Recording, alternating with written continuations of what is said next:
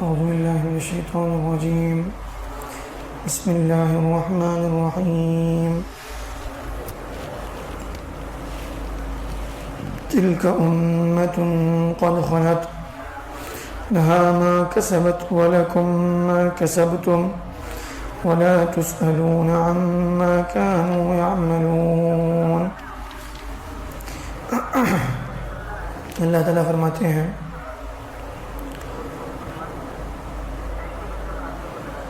یہ وہ امتیں ہیں جو گزر چکی،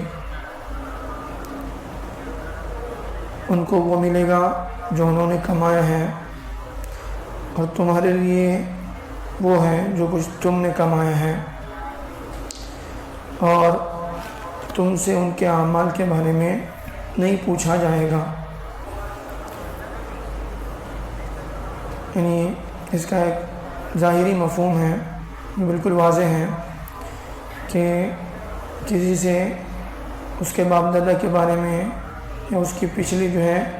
قوموں کے بارے میں نہیں پوچھا جائے گا کہ اس نے کیا کیا، انہوں نے کیا اعمال کیا، بلکہ ہر ایک سے اس کے اعمال کے بارے میں پوچھا جائے گا، اس نے کیا عمل کیا، کیا کام کیا۔ اس کو اللہ تعالیٰ کمائی کہہ رہے ہیں، اس لیے کہ انسان جو کچھ دنیا میں کام کرتا ہے، جو بھی عمل کرتا ہے، اس کے وجہ سے اچھا یا برا نتیجہ اس کا نکلتا ہے۔ کبھی انسان کوئی عمل کرتا ہے تو اس کی وجہ سے وہ اللہ کی خوشنودی کا ذریعہ بنتا ہے، اور کبھی اور وہ اس کے لیے آخرت میں نجات اور اجر و ثواب کا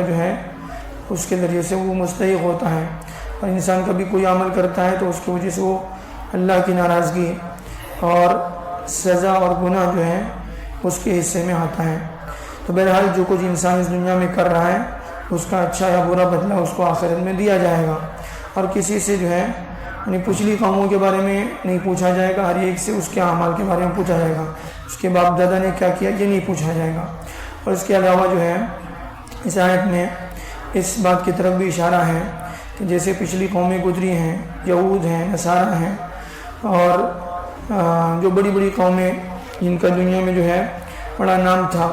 وہ اپنی نسبت جیسے یہودی اپنے آپ کو